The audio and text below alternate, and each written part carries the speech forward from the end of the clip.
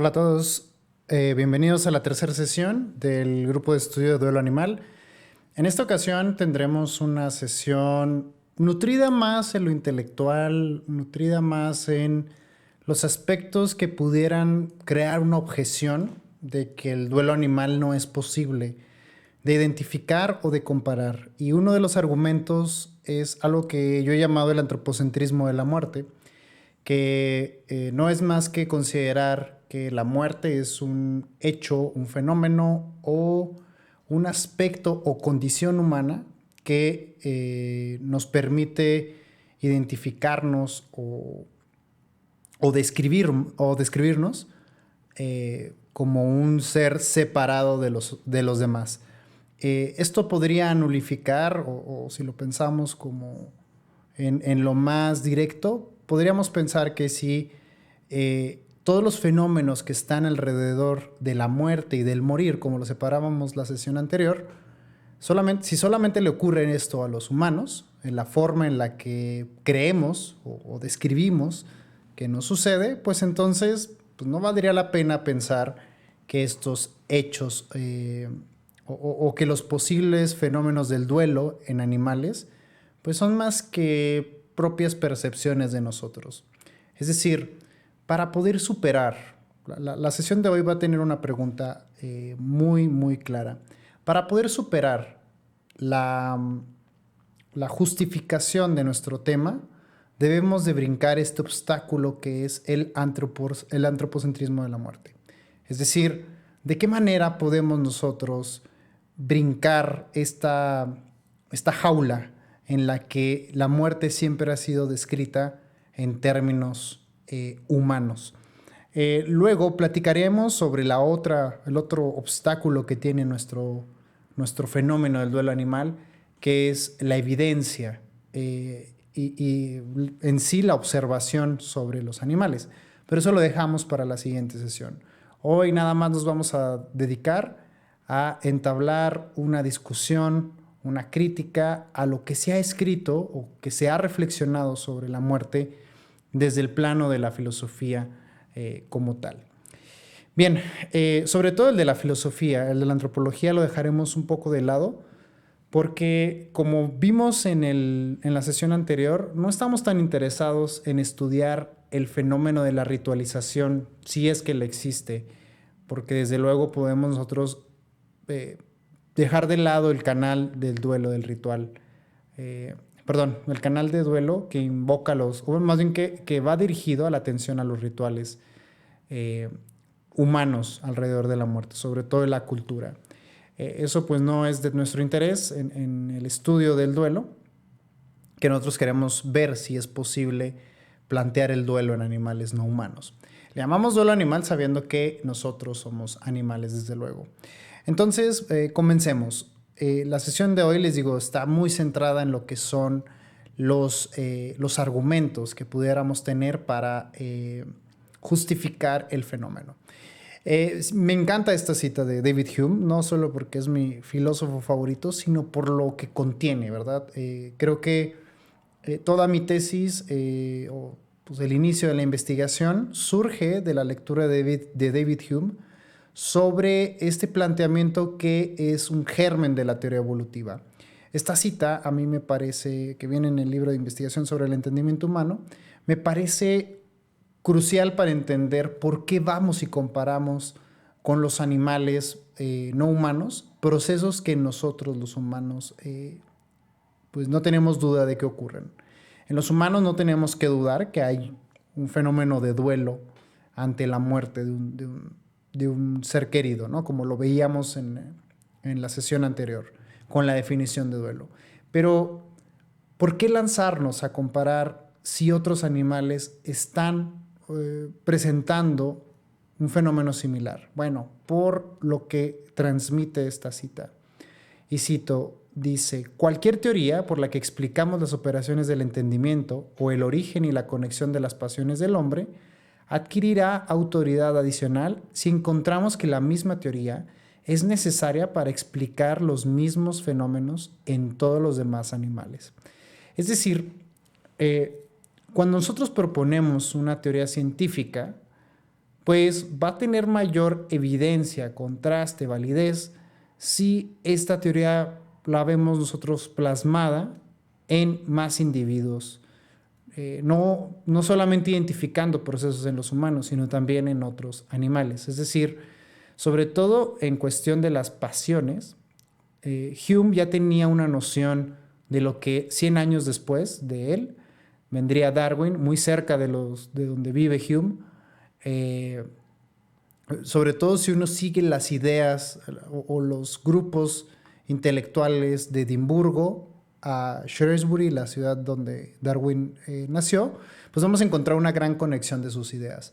Por lo cual a mí me sorprendió muchísimo leer esta cita, pero en realidad hay mucho trabajo sobre la relación de pensamiento de Hume y de Darwin. Entonces Hume y Darwin están más unidos en cuestión de las ideas de lo que pues creemos, ¿no? O nos podría ser difícil creer. Pero bueno, en esta cita queda muy plasmado el meollo de por qué comparamos si el funcionamiento de las pasiones, cualquier fenómeno psicológico, anímico, como le quieren llamar, pues lo vemos identificado en los humanos, obviamente no lo vamos a dudar, como les decía, pero si lo vemos en los demás animales, la teoría que tenemos para explicar nuestros estados psicológicos, pasionales o anímicos, como le quieran decir, en los hombres, pues va a tener mayor jerarquía. Entonces, esta cita a mí me parece crucial. Yo jugaba, cuando descubrí la cita, yo jugaba a ocultar el nombre de Hume y del libro donde venía, y les preguntaba que quién la había dicho. Y era sorprendente el parecido de las ideas de Hume con las ideas de Darwin. Entonces, me parece muy elocuente para la época que Hume haga un planteamiento evolutivo sin todavía una teoría que lo respaldara como tal, ¿no? Entonces, este es uno de los gérmenes que tiene la investigación de psicología comparada. Si nosotros logramos encontrar indicios de nuestras teorías en más individuos, pues obviamente los vamos a poder generalizar y encontrar mayor evidencia. Y lo mismo pasa con el duelo, ¿no? Hoy vamos a revisar por qué la filosofía es una de las responsables de solamente considerar el duelo como un actor los actores que están en el duelo sean netamente humanos. Es decir, si platicamos a lo mejor con una persona que no esté tan cerca a lo del grupo de duelo que estamos teniendo, pues seguramente va a tener una noción de que lo que nos ocurre ante la pérdida ante la muerte o la pérdida por muerte de un ser querido al cual tenemos un apego, pues es algo que solamente podríamos tener los humanos. Entonces, la filosofía es prácticamente la responsable de hacer una idea muy romántica, muy exacerbada o muy enfática de que la muerte es un fenómeno que nada más nos atañe y que complejizamos los humanos. Como el cierre de la sesión anterior que les leía la cita de Morán, de Edgar Morán, donde decía que habría que quitarnos este velo y ver a la muerte directamente como lo que es, como un fenómeno y así poderla copernizar. De ahí viene la idea del antropocentrismo, jugando con esta idea que pues de la revolución científica, de la teoría heliocéntrica y la teoría geocéntrica, ¿no? Como Copérnico lo hizo. Viene de esta cita de Morán, no crean que es muy creativa. Entonces, yo responsabilizo a la filosofía de considerar que solamente la muerte y sus fenómenos, pues no sé, el sustento de la muerte y sus fenómenos, o todo lo que está alrededor, pues, de la muerte, como fenómeno cultural, social, existencial, pues es una justificación filosófica que pues nos atañe poco, ¿no? Nos atañe poco a los animales, pues, pero a los humanos, pues es algo que nos separa de ellos, como les ha encantado a muchos filósofos hacerlo a lo largo de la historia de la filosofía. Vamos a hacer 3 paradas en la filosofía, en 3 áreas de la filosofía y revisar algunos de los argumentos y citas que he rescatado como ejemplos de lo que estoy afirmando. El primero es la antropología filosófica. La antropología filosófica es un área que se dedica muchísimo a explorar pues, la pregunta ¿qué es el humano? O qué es lo que nos distingue de los demás seres. Sobre todo pensando en esa pregunta añeja de si tenemos un rasgo que nos diferencie de los demás seres vivos. Entonces, al tratar de contestar esta pregunta, ¿qué es el humano? La primera respuesta que muchos filósofos dan, desde la filosofía clásica griega, Sócrates mismo tiene máximas en el pensamiento, bueno, que son diálogos de Platón. Sabemos que muchos de los diálogos jóvenes de Platón, pues es Sócrates hablando directamente, ¿no?, con sus contenidos, y muchas de las máximas que tiene Sócrates involucra pues un resaltar de morir como una confrontación de lo que nos hace ser humanos. Y bueno, la muerte es casi como el pretexto principal para decir que nos separamos de los animales, porque se vuelve como el eje, como menciona en esta cita, ¿no? Parece que es el eje temático de la filosofía, encontrar cuáles cualidades son, y una de esas cualidades es la muerte. Es decir, en esta primera parada de la antropología filosófica, ¿sí?, en esta primera parada, encontramos que la respuesta, o una de las respuestas comúnmente citadas por los filósofos, es aquello que nos diferencia de los seres, de los otros animales, ¿sí?, es nuestra relación íntima con la muerte. Y les digo, las máximas de Sócrates, Epicuro, David Hume también tiene, sí, o sea, hay muchísimos filósofos. De hecho, al que le busquen va a reflexionar sobre la muerte, y es muy probable que tengan una visión muy específica, ¿no?, de lo que la muerte provoca en los seres humanos. La muerte es no solamente un fenómeno científico, como lo veíamos en la sesión anterior, es decir, podríamos estudiar el duelo y la muerte, el morir y la muerte, como lo planteábamos en la sesión anterior, pero la reflexión sobre lo que somos, sobre lo que hacemos aquí, pues involucra el punto de la muerte, ¿no? Entonces, hay muchos filósofos que destacan que la participación de nuestra conciencia sobre lo que es la muerte es lo que nos diferencia de muchos otros animales, ¿no? Entonces, bueno, si la filosofía es esta aproximación racional a ver qué es lo que nos hace humanos, pues bueno, la muerte será uno de esos pretextos. Yo les llamo pretextos porque pues no necesariamente aplican, ¿no?, las descripciones que dicen los filósofos tal cual. Aquí tengo una cita de Fernando Savater, este filósofo español, que desde que yo la leí estuve muy insatisfecho con la respuesta y la postura. Esta lectura pues es de un libro muy introductorio a la filosofía, y fue el que despertó mucho mi interés sobre encontrar diferencias, ¿no?, en cómo abordan los organismos la muerte. Y pues el criterio que Savater destaca en esta cita es el de la conciencia a la muerte. Es decir, el humano, algo que nos diferencia es que somos conscientes que vamos a morir con antelación, lo sabemos. Leo la cita, dice: las plantas y los animales no son mortales porque no saben que van a morir, no saben que tienen que morir. Se mueren, pero sin conocer nunca su vinculación individual, la de cada uno de ellos con la muerte.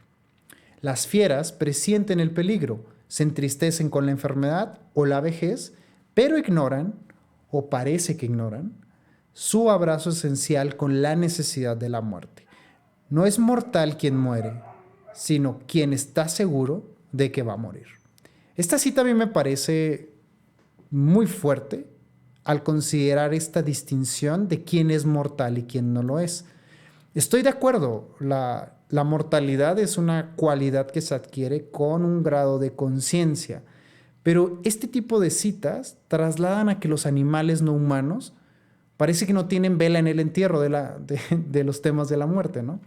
Es decir, Eh, es muy complicado meternos, o sea, es imposible meternos en la mente de un animal si es que hay algo llamado mente animal y tratar de ver cómo perciben este último momento, ¿ok?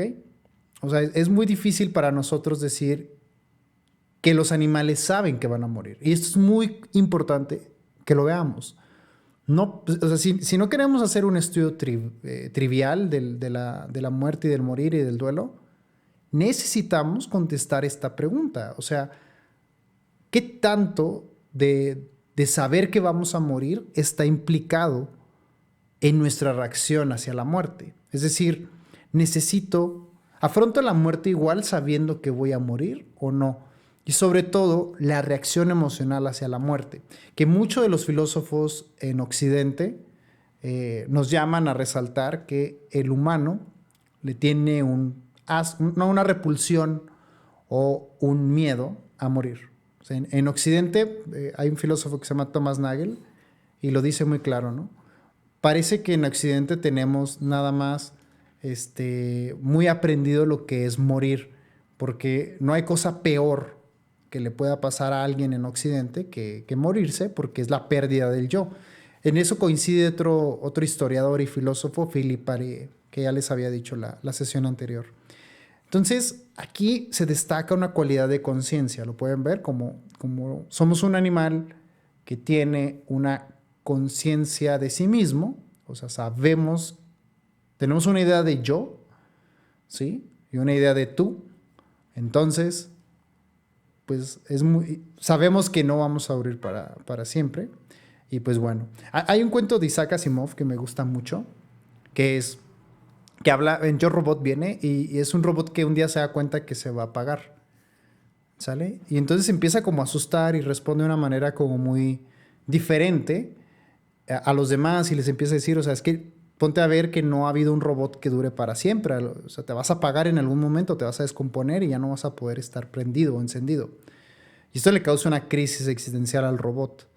Algo así es como lo que plantea Sabater, ¿no? El conocimiento de la muerte, el ser consciente de que algún día pues, tenemos un acto final, por más de que creamos que hay un más allá o no, pues nos hace reaccionar a este tema, a este fenómeno de una manera muy distinta. ¿Va? Entonces, esta es la primer cualidad, ¿no? La antropología filosófica, la primera parada que les decía. La antropología filosófica nos dice, parece ser que algo que nos distingue de los otros animales o lo que nos hace humanos, es nuestra relación con la muerte. Y es una relación de conciencia de ella misma. Bueno, vamos a la otra área que la filosofía tiene sobre la muerte, que es la metafísica de la muerte. ¿Qué quiere decir esto? Bueno, la metafísica aborda la noción de realidad que tiene un ente. Disculpen si a lo mejor hay alguien de filosofía que sea más preciso en esta cuestión, pero la metafísica es un área bastante abstracta, así que, pues bueno, hay que considerarla con detenimiento, ¿no? Lo que estamos diciendo. Pero trato de ser como claro para que sepamos de qué trata la metafísica, como un área seria, ¿no? Porque también, si ustedes pues van a una librería, metafísica a veces son estos libros de que pues puedes leer el futuro, puedes leer la mente de otros, esas cosas ya saben que pues va más del lado esotérico que de un lado filosófico o serio, de análisis serio pues. O no sé, interpretar sueños, ¿no? Así es, si sueñas que se te caen los dientes, pues entonces o si sueñas que va a morir algún familiar, es porque hay, no sé, dinero, no sé, ya saben esas interpretaciones chafas. Ok, entonces, la metafísica de la muerte lo que aborda es que si bien la muerte es una cualidad que tenemos las entidades vivas, pues en algún momento vamos a dejar de ser.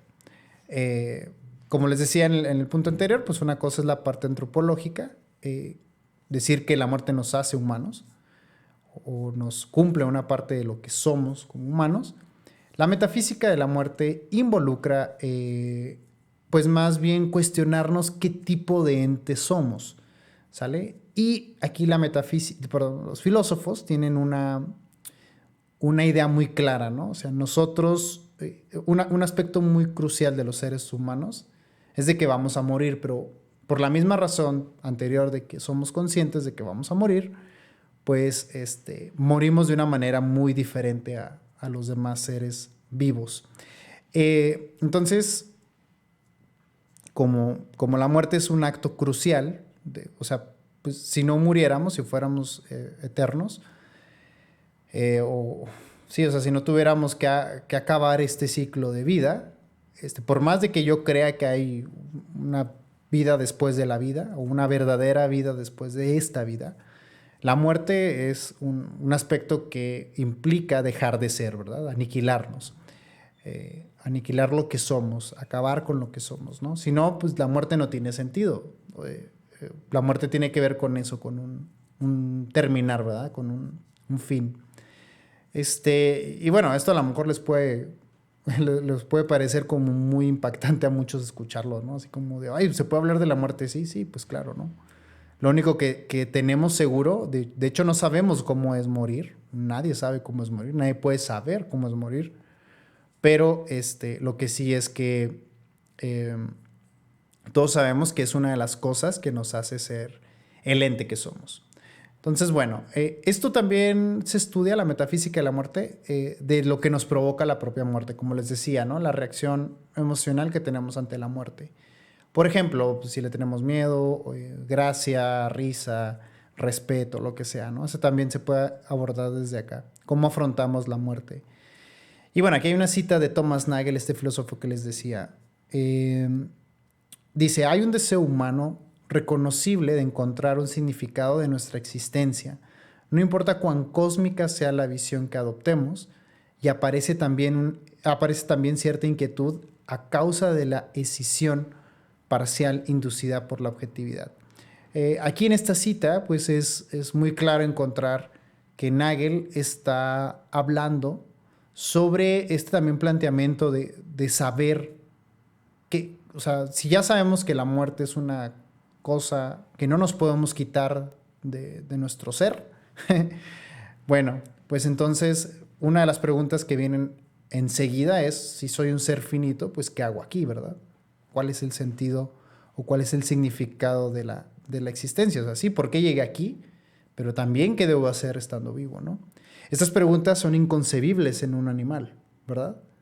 En un animal humano. O sea, no podemos asegurar que mi perro tiene una crisis existencial sobre qué es lo que tiene que hacer, ¿verdad? Entonces, este también es un argumento por el cual se descartan a muchos de los animales dentro de las temáticas de la muerte, porque para ellos, como lo decía la cita anterior, como no son mortales, ¿sale? No pueden reconocer esta aniquilación, ¿verdad? O sea, no están angustiados por morir, en ese sentido, ¿no? Como entre comillas, no sé si me da a explicar.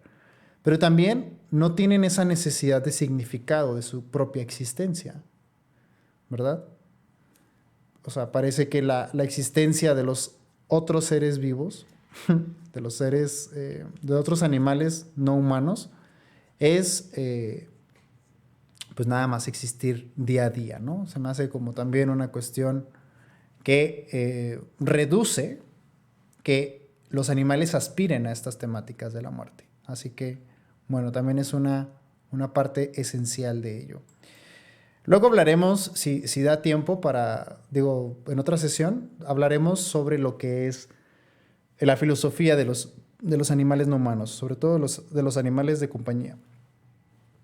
Entonces, porque a lo mejor eso de que ellos puedan vivir de esta manera, de esta manera como repetitiva, si lo quieren ver así, de que todos los días sea lo mismo, los hace ser diferentes a nosotros, pero en un sentido de mayor jerarquía. Ya platicaremos de eso después, yo creo, porque es algo que se valora bastante.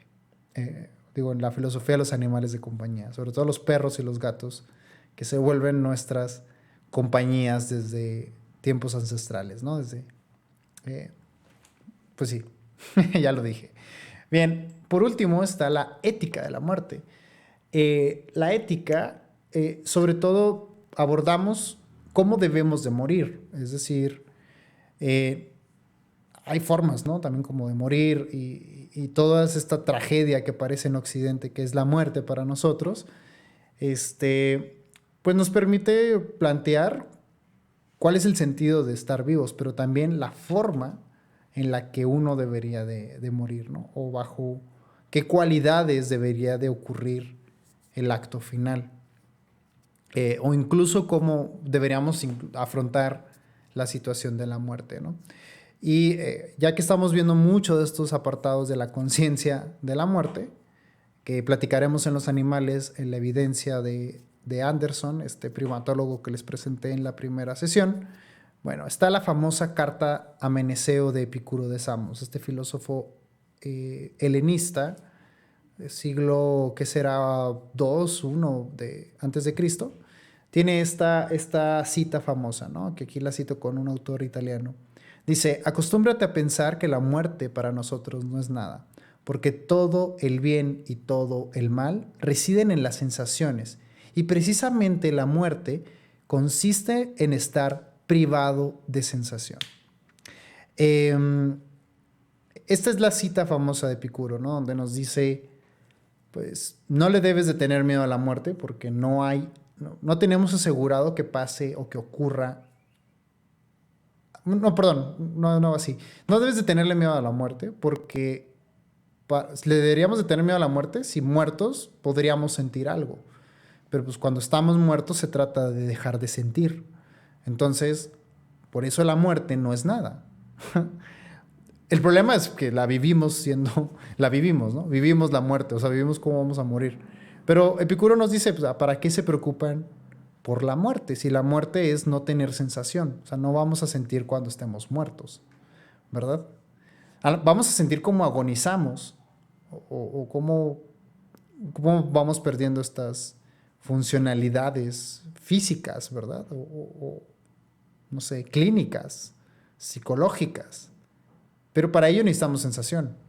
Entonces no debemos de tenerle miedo porque cuando estamos muertos ya no tenemos sensación. ¿Sale? Esta la cita cualquier tanatólogo así como con la mano en la cintura, ¿no? Pero en realidad es la profundidad de la cita. Es muy interesante. Y está basado de nuevo en la conciencia de la muerte, ¿no? O sea, cómo afrontamos la muerte desde nuestra postura privilegiada, voy a decirlo entre comillas, de la conciencia. Digo porque para muchos no es un privilegio. Todd May, un filósofo muy contemporáneo, en su libro de la muerte, una reflexión filosófica, nos da esta visión, fíjense qué interesante. Dice, los humanos, con nuestra superior capacidad para la memoria y la reflexión y para proyectarnos en el futuro, estamos vinculados en todo momento con el hecho de nuestra muerte. Es algo que no puede negarse. Como animales conscientes de hacia dónde se dirigen nuestras vidas y de que es posible que no lleguemos allí. Nuestra muerte está siempre con nosotros. ¿Se fijan? O sea, es otra cita que nos traslada la conciencia de la muerte como una ventaja o también una maldición, ¿no? Hay muchos filósofos tristes que no quise poner aquí porque pues ya el tema de la muerte es algo difícil y luego te va a poner filósofos tristes, pues está como trágico, ¿no? O sea, omití muchos filósofos que tienen una visión que culpan a la conciencia o a la reflexión, pues de sufrir, ¿no? Porque sabemos que vamos a morir. Entonces, de eso va la cita. Entonces, se me hace una cita que traslada mucha de la realidad y se parece bastante a la de Sabater, ¿no creen?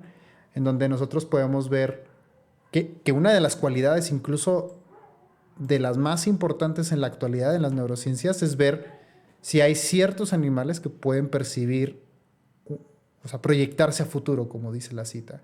Pero al parecer somos el único primate que hace eso. Ya les platicaré de el caso de Genuro Matsuzawa, este primatólogo japonés, donde atiende a un chimpancé que se cayó de un árbol y queda paralítico, no puede mover ninguna extremidad.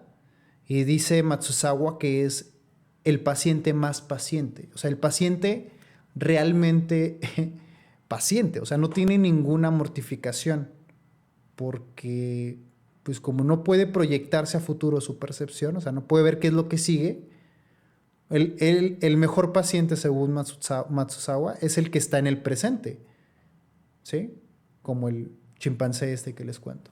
Entonces, por eso el chimpancé no tendría una angustia. Lo digo jugando con las palabras, ¿no? No tendría una angustia de que va a morir, porque no pueden ver a futuro qué es lo que va a ocurrir, ¿ok?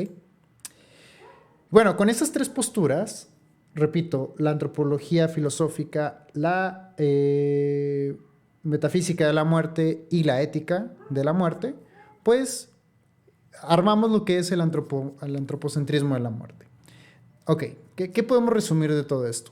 Bueno, existe una apropiación de temáticas sobre la muerte que afirma el fenómeno de morir como un elemento exclusivo del humano.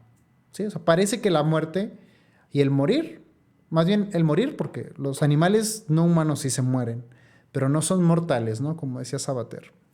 O como dice May, pues no están proyectados a futuro. La idea de la muerte, pues no la pueden identificar como tal. Entonces, yo veo dos responsables del antropocentrismo de la muerte. El primero es la tradición filosófica, que ellos analizan pues, la existencia, ¿no? O sea, ellos reflexionan sobre la existencia. Todo lo que hemos visto ahorita es obra de la tradición filosófica. Luego tenemos la tradición antropológica, donde pues, los antropólogos sociales, culturales, etnólogos, etnógrafos, etcétera, pues al estudiar otras culturas, ven cómo la muerte la perciben culturalmente de una manera diferente, porque la simbolización, o sea, los significados y la ritualización, que pues obviamente estos dos conceptos van de la mano, es decir, cómo se ritualiza la muerte y cómo se simboliza la muerte, pues va a variar de cultura a cultura, ¿verdad? Entonces, aquí es donde les digo que el antropocentrismo de la muerte es identificar o creer, justificar que todas las temáticas relacionadas a la muerte, sobre todo al morir, como lo distinguíamos las sesiones anteriores, pues ocurren nada más en los humanos y descartamos estos fenómenos en los animales no humanos. Ya vienen los casos anecdóticos, aguanten, es como la sesión más llamativa, sí les voy a traer casos donde, pues los clásicos, ¿no? Donde se plantean, pues, duelo en primates, duelo en perros, duelo en gatos, este tipo de fenómenos. Pero estas dos posturas son como las responsables de pensar o de adjudicarle nada más una cuestión esencial, ¿no? Inherente al humano de lo que es el estar pues vivo o consciente de su muerte, pues. Luego, mi postura o mi propuesta, mejor dicho, ya para cerrar, ya para terminar la sesión de hoy, yo me imagino como un péndulo, ¿ok? Pienso que hay un péndulo cuando tenemos un caso de duelo animal. Casi nunca, casi nunca pensamos que la palabra comparación también quiere decir, o sea, casi pensamos que comparar quiere decir que encontramos igual. Pero comparar también significa separar o decir, esto no es igual a esto, ¿no? Casi siempre comparar vemos que tengan similitudes, que empaten cosas, ¿verdad? Un cuadro comparativo así de... Vemos diferencias, pero se parecen. Ahora, la comparación también involucra ver cosas separadas, es decir, que no tienen en común dos cosas, ¿no? Entonces, creo que esto también apoya mucho la idea de que cuando sabemos del duelo animal, de un caso de duelo animal, estamos pues fundamentando que como una cuestión muy absoluta. Por un lado, podemos llegar a pensar que es un fenómeno igual al que le pasa a un humano. Es decir, que cuando ven una foto de lo que sea, esta sesión no quise meter fotos porque ya saben que a veces YouTube pues, borra los videos, pero ya estoy viendo como qué fotos poner para que no las bajen.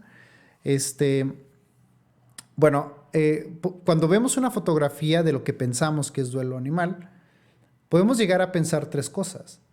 Podemos llegar a pensar que es un fenómeno igual, ¿sí? Igual al que nosotros como humanos tenemos. ¿sí? Igual. Otra, que es la postura a veces más común desde el antropocentrismo del duelo, es negar. Aquí más bien iría una tachita, ¿no? Negar que no se trata de algo similar al de los humanos, al fenómeno de los humanos. Vemos que Hachiko se queda en la estación de Shibuya esperando a su dueño a que regrese, ¿sí? El antropocentrismo del duelo sería revisar que el perro realmente no está esperando a su dueño, sino como la mayoría de las personas le dan comida, ahí se quedó, ¿ok? Ahora, eso lo analizaremos después, pero esta es una postura, la postura más popular del antropocentrismo del duelo es considerar que no tienen que ver, ¿vale? Por un lado, también está el decir que son iguales, ¿sí? El decir que son iguales es pensar estrictamente eso, ¿no?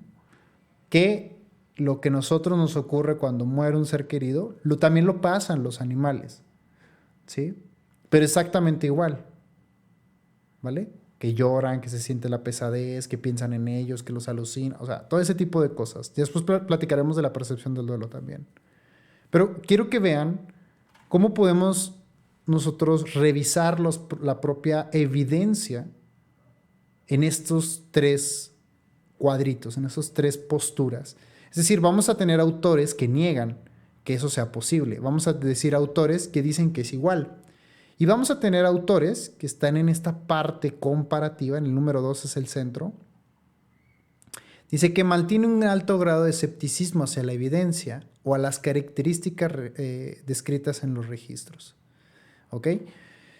Hay personas, sobre todo más, son los científicos como más con los pies en la tierra, que dicen, pues es que si vamos a comparar, vamos a encontrar diferencias, pero también similitudes. Y muchas de las veces lo que yo veo en las redes sociales es que hacen una comparación igual. ¿Recuerdan aquella imagen que les compartí sobre los comentarios de Facebook? Es que los animales también sienten. Es que eso no nos dice nada. No nos dicen nada si es igual la experiencia o no. Y lo que queremos estudiar es si es posible que exista el duelo animal. Lo más sano es quedarnos en el centro, sí, pero también tiene un truco, ¿no?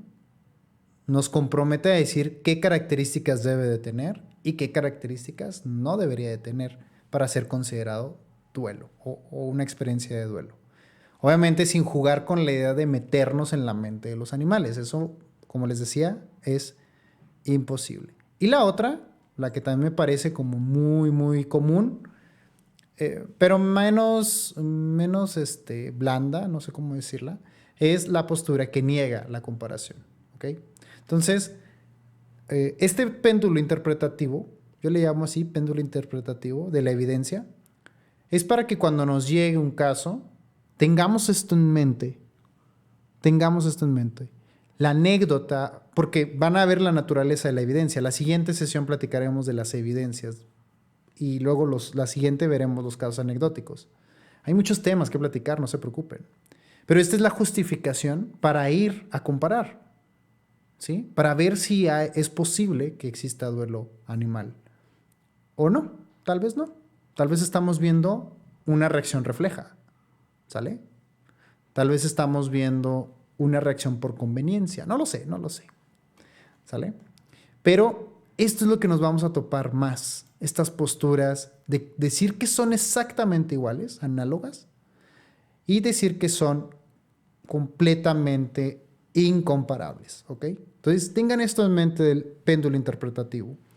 Que mucho de lo que encontramos, de lo que hoy vimos aquí en filosofía y en antropología de la muerte, niegan que es posible el duelo en animales.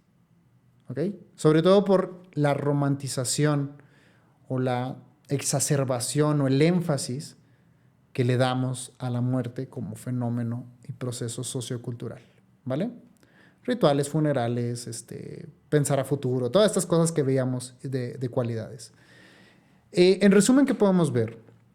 Que la mayoría de los argumentos que están en esta postura de la negación del duelo animal como fenómeno, pues están en la idea de que nosotros tenemos como una postura privilegiada ante el fenómeno de la muerte y el morir por nuestras capacidades de conciencia, por el darnos cuenta de, ¿sale? Y como los animales, y de hecho eso es correcto, no hay ningún animal que pase la prueba de autoconciencia, le llaman de conciencia reflexiva, donde los primates o los pulpos, que son ahorita los que más investigan, se den cuenta de sí mismos, tengan una noción de yo, ¿sale? Entonces, ya veremos cómo salimos de ese embrollo. Por el momento, tengan el péndulo en mente y lo que hemos visto hoy de estas áreas, de la filosofía y la antropología, pues en su mayoría tienen una negación. Es raro toparse a un antropólogo o a un filósofo, digo, de los clásicos, que tengan una postura que los pueda comparar, ¿no? Que encontremos algunas similitudes o que sea estrictamente igual. Van a toparse cosas ahí interesantes que tal vez no. Bueno, esta es una sesión que les decía, estaba más dedicada a la reflexión filosófica y a tal vez algo que en la sesión anterior Jessica Ortega preguntaba, que muchas veces descartamos estos fenómenos, o bueno, aportaba, porque no fue una pregunta, fue un aporte de ella, que muchas veces descartábamos que estos fenómenos relacionados al morir o a la muerte suceden porque los animales pues no tienen estas facultades de conciencia, no tienen atributos de este tipo, no tienen expresiones complejas como las que nosotros tenemos, o porque prácticamente pues no vemos los rituales o los simbolismos de la muerte que nosotros usamos, ¿sale? Pero ese tema lo platicamos en otra ocasión. La siguiente ocasión vamos a ver cómo se ve la evidencia etológica, o sea, vamos a ver cómo se ve los registros de duelo, entre comillas, que hacen pensar que es posible compararlo. ¿Ok? Les traeré ejemplos de primates principalmente, pero también de animales domésticos. Entonces no se la pierdan. La siguiente es nada más de analizar la evidencia, o sea, qué tipo de evidencia nos llega. Y la siguiente ya vemos casos anecdóticos, que es como el chisme de estas características. Lamento no haber podido estar en vivo, pero voy a leer todos los comentarios que dejen en el video. Y listo, ¿no? Creo que eso es todo por esta sesión. Voy a estar al pendiente de los comentarios, créanme, por si sale algo que ustedes quieran ahí descifrar y comentar, ¿vale? Entonces, estoy a sus órdenes, pueden escribirme el correo, pueden dejar inbox en el canal de Mapes, en Sopa de Neurona, en Perritos al Sol, o pues, en mis redes sociales, como siempre, ahí les contesto por si sale algo, ¿ok? Después vemos cómo planteamos el fenómeno del duelo para poder estudiarlo, pero esta es una de las preguntas básicas para salir. Es el conjuro típico que les van a aventar cuando quieren hacer un tipo de investigación como esta. De hecho, ustedes pueden encontrar su propio argumento. Este es el que yo construí, pues para poder decir que se vale estudiar el duelo animal como algo serio, ¿no? Ya después veremos el para qué, que es también muy interesante. Pero bueno, espero que estén bien. Nos vemos el siguiente martes. Estamos aquí en sintonía. Espero que ya pueda ser en vivo y disfrutar ya la convivencia directa con ustedes a través de este canal de YouTube o los comentarios que me van dejando. Pero bueno, ya saben, me da gusto que estén aquí. Cualquier duda me pueden mandar correo y ponerse en contacto en las redes. Ahí denle like si les gustó. Si no les gustó, pues también denle dislike porque también se vale. Bueno, pues entonces cuídense mucho. Nos vemos la siguiente sesión. Chao.